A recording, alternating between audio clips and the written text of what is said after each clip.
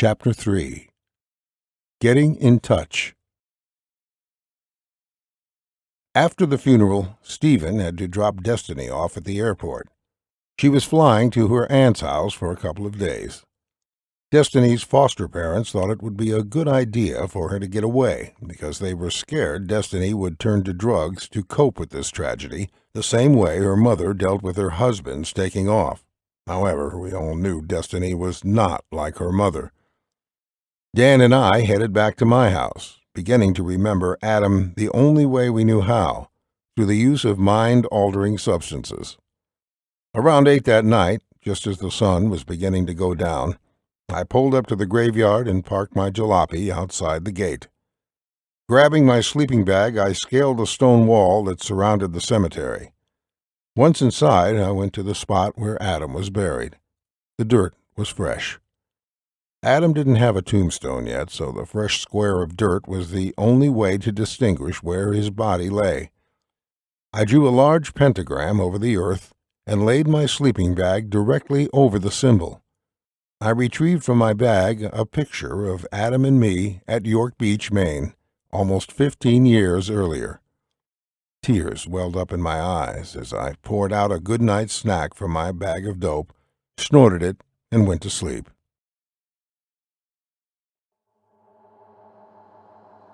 Jeff, wake up, I heard Adam say, as if from a great distance. Adam, I said, my eyes still closed. Is that you? I opened my eyes and saw a figure that appeared to be Adam. I could tell from his voice, his smell, and a certain uncanny sense that it was him.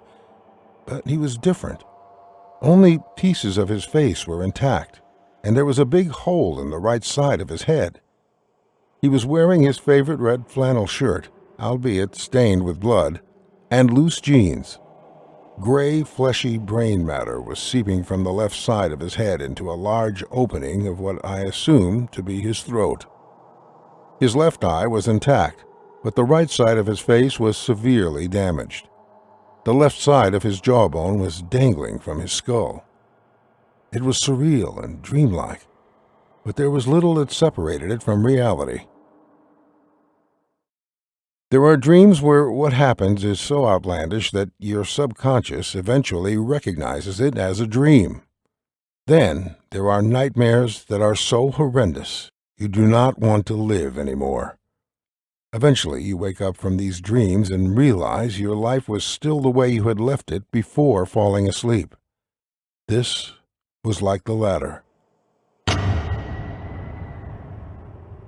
Only more vivid and intense. Here was my friend, for sure, but he was a distorted shell of the Adam I knew.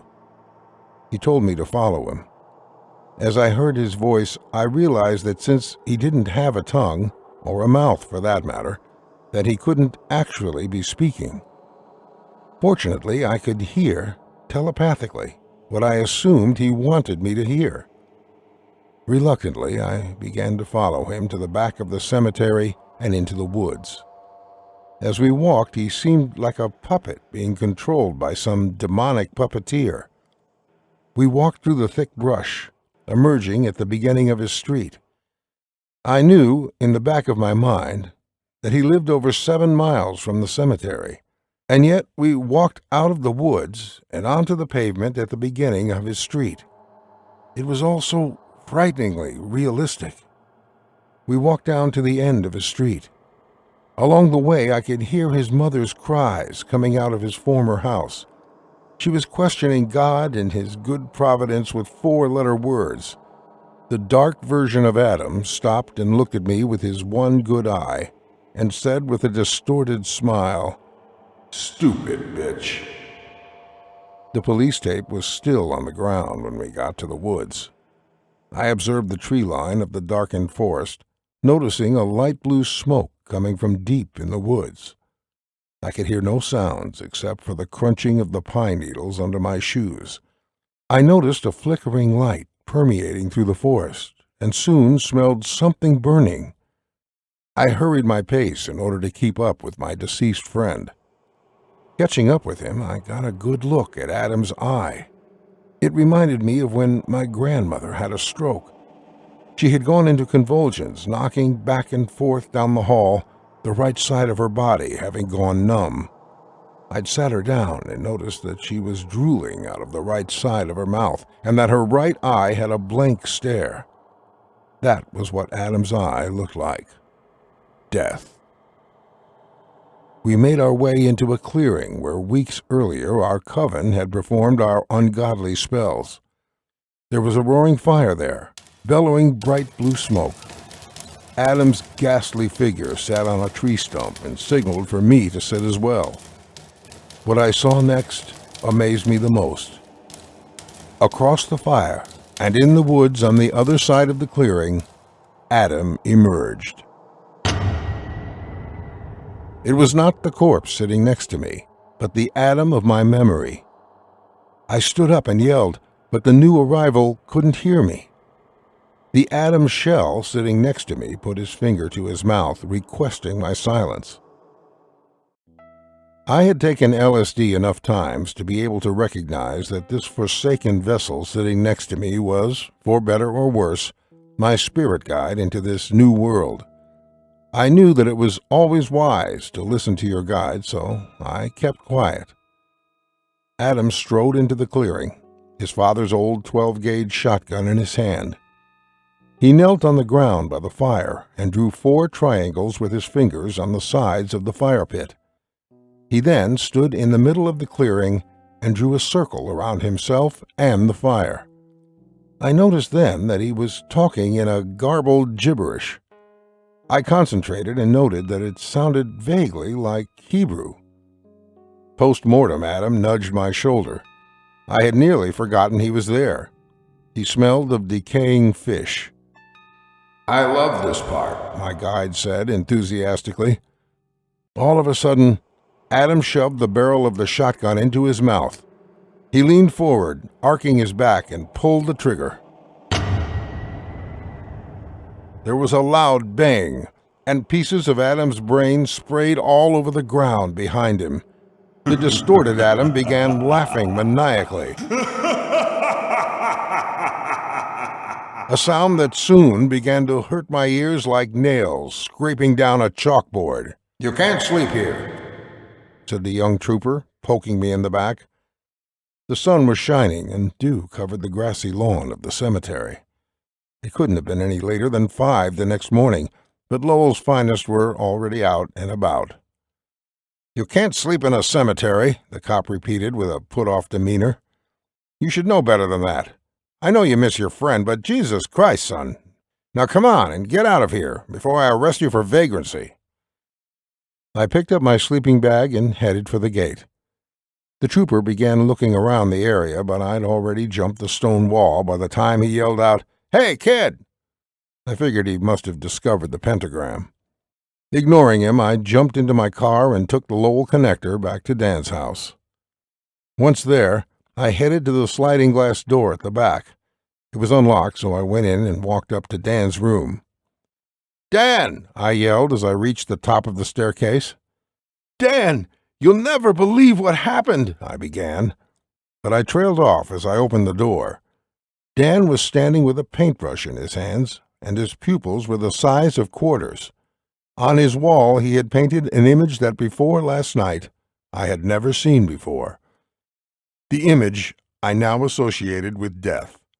The same pentacle, the one I watched Adam draw on the ground before he shot himself, was now painted on Dan's wall.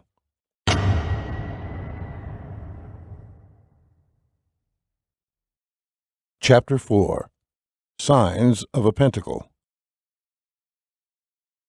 "You like it?" Dan asked, not taking his eyes off his elaborate piece of artwork. "Isn't it brilliant?" he asked excitedly. I didn't know what to say, hoping only that it was some weird coincidence. "Dan," I asked, "where did you find this symbol?" "I drank the Eucharist," he replied, still in awe of his creation. This was Dan's clever way of saying he'd eaten acid. Every spell our coven invoked used Christian symbolism to some degree. For Dan, the blood of Christ was LSD, and the body of Christ was mushrooms. He ingested both when he held communion. It was a typical manifestation of the divine that all of a sudden got real strange, he explained. I was lying on my couch and staring at my dog. He became a beast with 7 tongues and 10 ears. I thought he was going to eat me. When I came to, I was in a temple with this massive pentacle carved on the wall.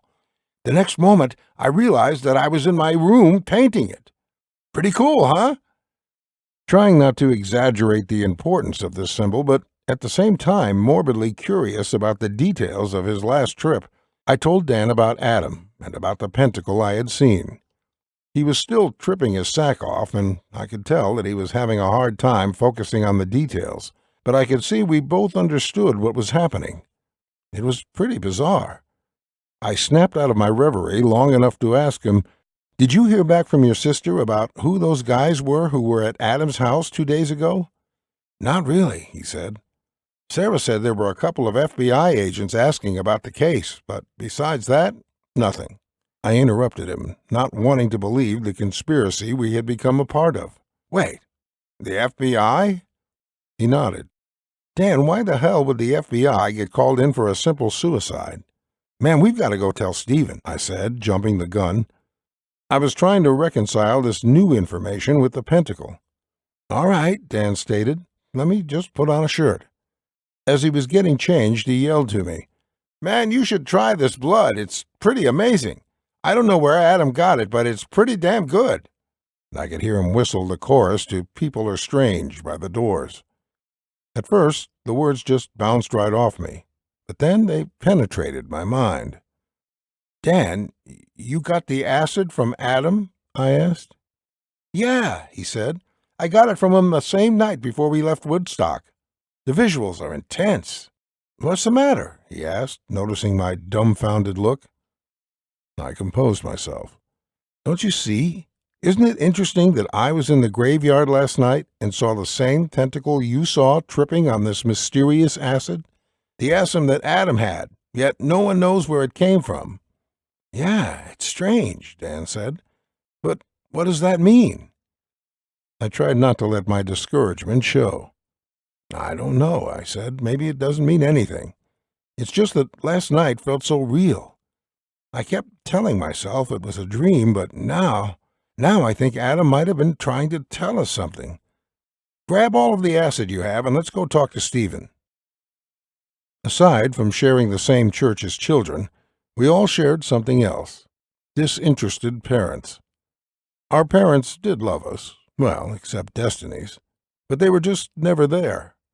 When we pulled into Stephen's house, there was another car in the driveway parked next to his caddy. It was Mel Sweeney's Volkswagen Rabbit. Mel was a smoking hot freshman who was really into the whole church scene. She participated in all the youth activities and even led a small group in our old high school.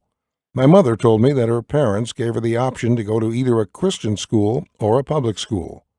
She chose public school so she could witness to her faithless peers. As I slammed the car door behind me, Mel burst out of Stephen's front door sobbing. She was wearing only underwear and a T-shirt and carrying a small leather pocketbook. She ran past me, jumped into her Rabbit, and peeled out of the driveway. "Good thing we didn't come any earlier," Dan joked. "How does he do it?" I asked Dan with a little grin on my face. We walked up to the large wooden door. It was slammed so hard that it didn't shut all the way. I knocked as hard as I could without opening the door any more than it was. "Back for more?" a sarcastic voice replied from inside. Stephen came to the door in his red and black smoking jacket and with a bright green drink in his hand. He reminded me of a satanic Hugh Hefner. "I thought you were someone else. Please, come in," he said, bowing gracefully. "Mel Sweeney?" I said, shaking my head in disbelief. "How'd you manage that one?" "A good magician never reveals his secrets," he said with a slight German accent. "Would you gentlemen care for some absinthe? My father smuggled a whole crate home from Europe last week." Dan and I looked at each other, and we both managed a little smile. The answer was obvious. Stephen poured us each a glass of Amsterdam's finest. It was a rich green color and tasted a bit like mint schnapps. Over drinks, we explained everything that had happened since the funeral, and I drew a sketch of the symbol. Once it became clear what I had drawn, Stephen's face went pale. "What's wrong?" I asked. "Wait a minute," he said, running to his room in a fit of exasperation. I followed him down the long corridor.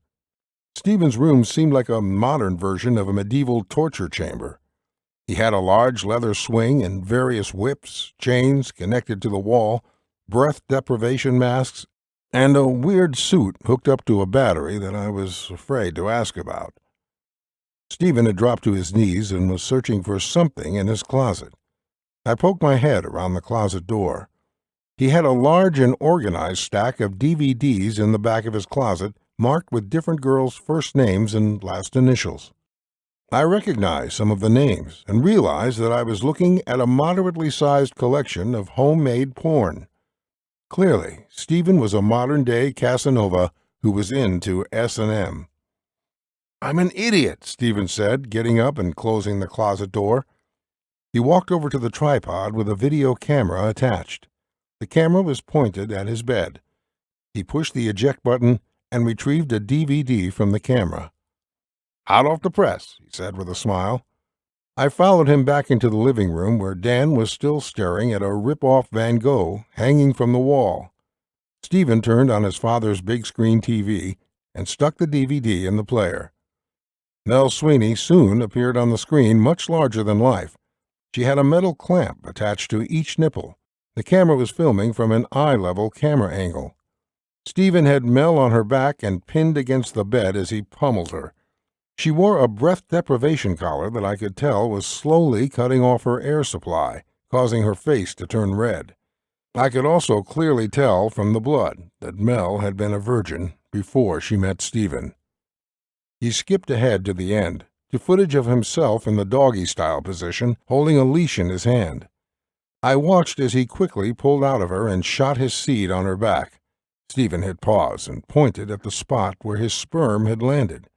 "What does that look like?" he said, puzzled. "Fun," I said, trying to make light of the situation. "Oh, my God," Dan whispered. I looked at the screen more closely. "Is that?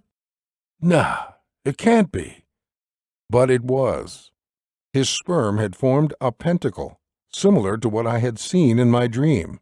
The same pentacle Dan had painted on his wall while in a different type of trance. "I thought it was weird last night, but it's pretty clear to me now that Adam is trying to reach us," Stephen said. At this, all that came to mind was one question. "Is that why Mel left all upset?" I asked. "No," he said, laughing to himself. He looked at the quiche on the table, from which a small piece was missing. "You sick S.O.B., I said, laughing. Stephen was known as a player among some of the young ladies in our town. It was rumored that he enjoyed cooking girls' breakfast the morning after a particularly intense encounter, and would put his bloody scabs into the dish he prepared.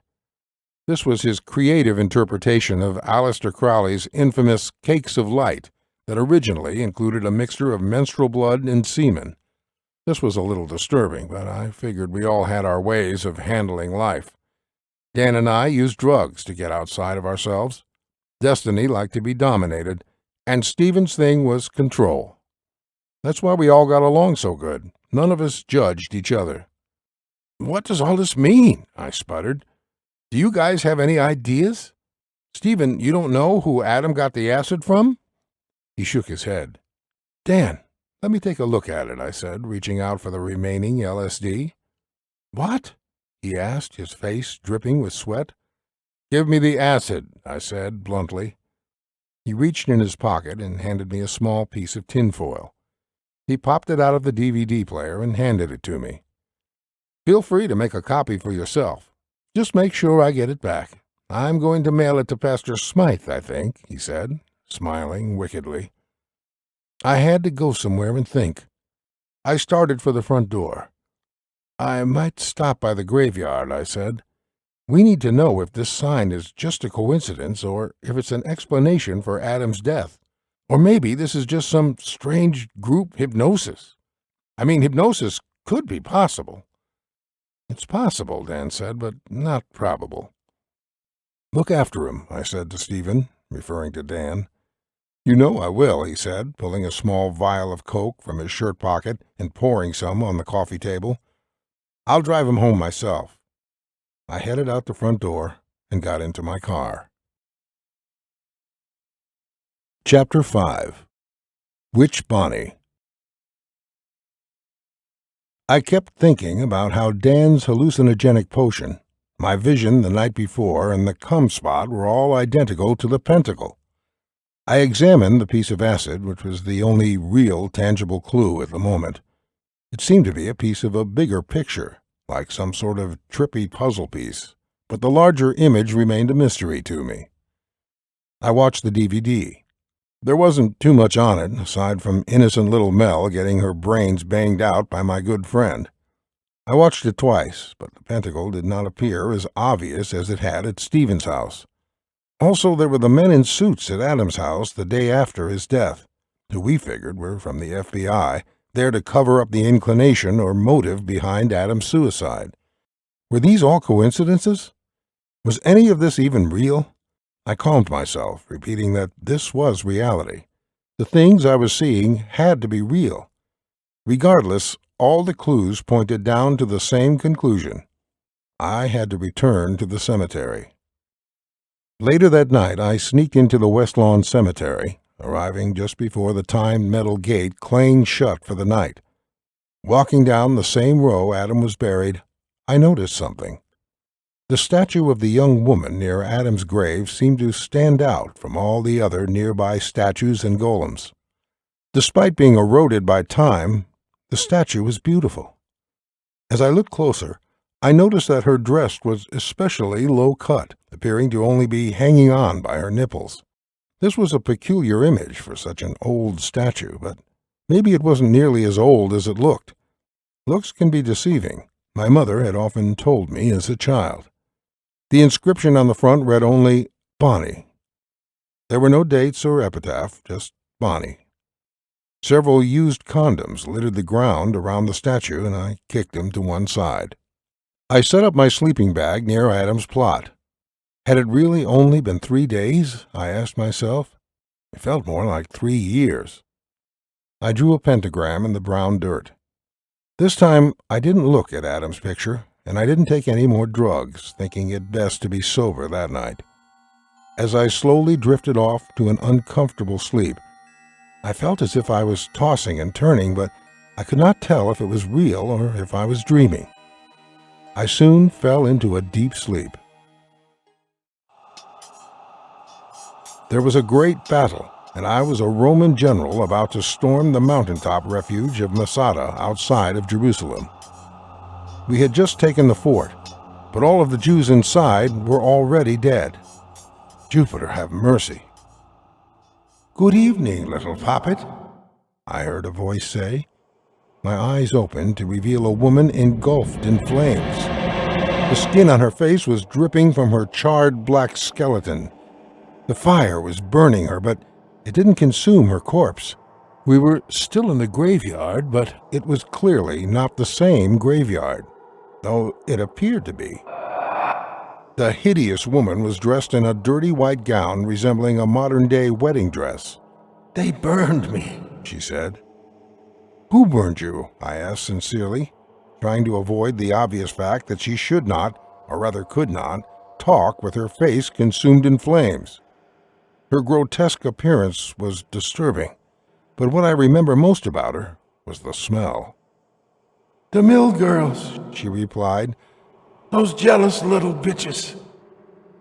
I remembered where I was and what was going on. "Have you seen my friend Adam?" I asked, my voice cracking in desperation. "Wrong dimension," she said in an annoyed monotone. Not letting my question disturb her speech, she continued, "They were jealous of me, you know. They were jealous because I looked after their children. They would throw them in the river, but I would save them." "How do I get in contact with Adam?" I asked, cutting her off. "Contact," she said.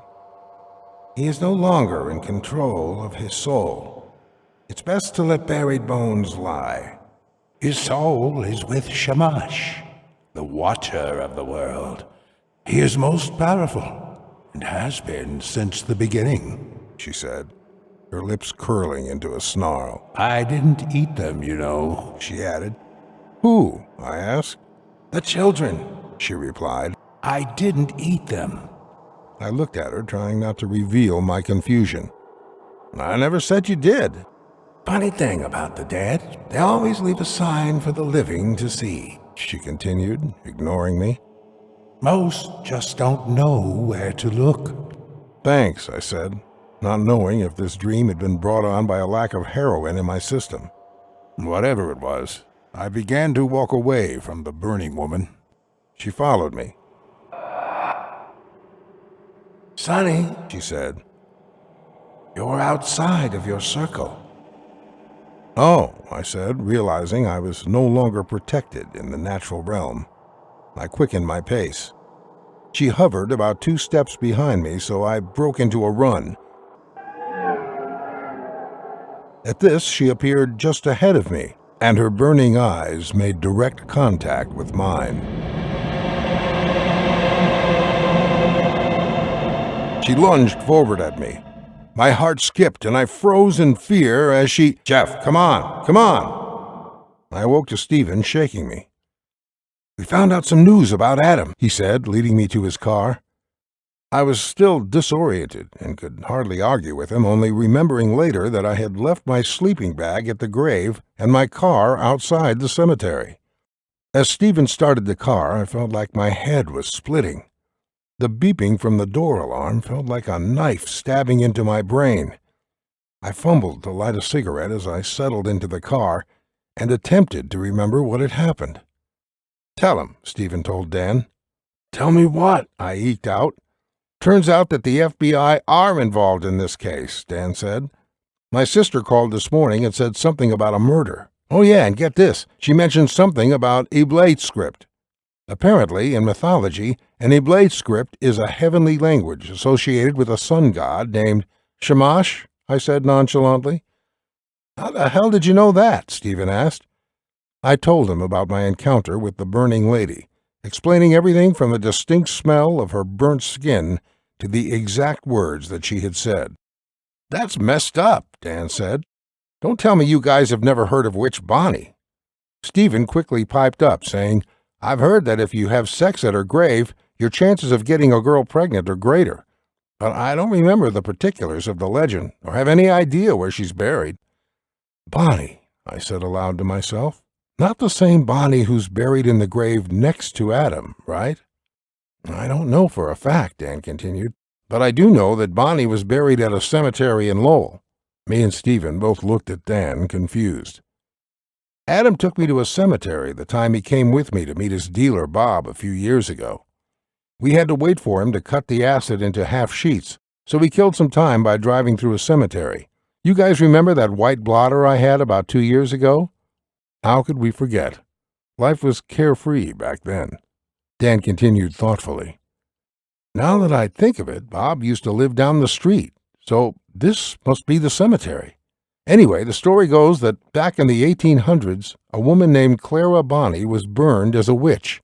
She was apparently a very strict conservative church member, but her husband was found stabbed in the flume of a local mill.